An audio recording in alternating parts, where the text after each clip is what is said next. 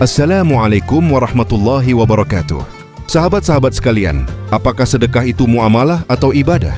Bagaimana dengan jual beli? Apakah semuanya sama? Hari ini kita akan mempraktikkan cara membedakan muamalah dan ibadah.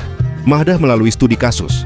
Ibadah mahdah adalah ibadah yang tata caranya sudah ditentukan secara rinci oleh Allah dan Rasul-Nya. Contoh, syalat, puasa, zakat, haji. Dalil dari Al-Quran, QS Al-Baqarah 43.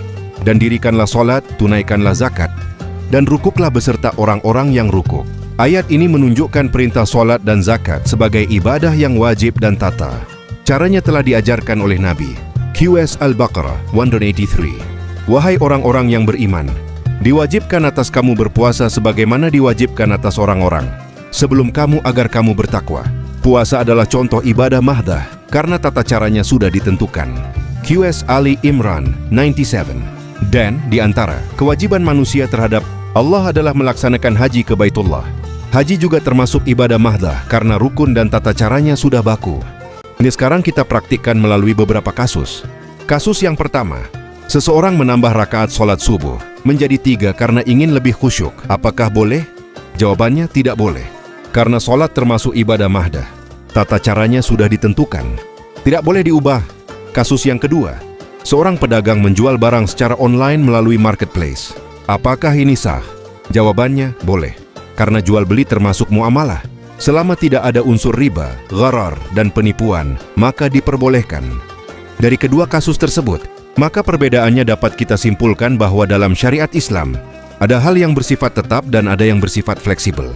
Ibadah mahdah adalah ibadah yang mengatur hubungan langsung antara manusia dengan Allah. Tata caranya sudah ditentukan secara jelas oleh dalil, sehingga tidak boleh diubah, ditambah, atau dikurangi. Karena sifatnya tetap, maka tidak boleh dimodifikasi sesuai keinginan pribadi.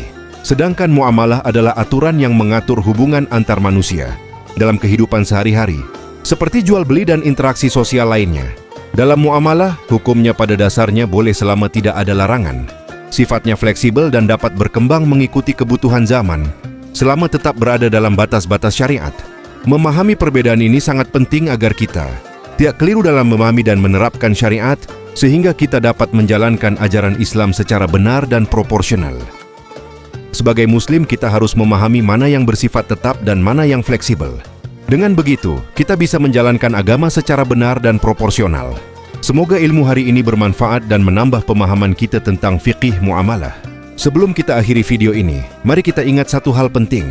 Memahami syariat bukan hanya tentang mengetahui hukumnya, tetapi juga tentang mempraktikannya dengan benar dalam kehidupan sehari-hari. Ilmu yang benar akan melahirkan amal yang benar, dan amal yang benar akan membawa keberkahan dalam hidup kita. Jika materi ini bermanfaat, silakan tekan tombol like. Jangan lupa subscribe agar tidak ketinggalan video berikutnya. Tuliskan pertanyaan atau pendapat Anda di kolom komentar. Mari kita belajar dan berdiskusi bersama. Sampai jumpa di pembahasan selanjutnya. Wassalamualaikum warahmatullahi wabarakatuh.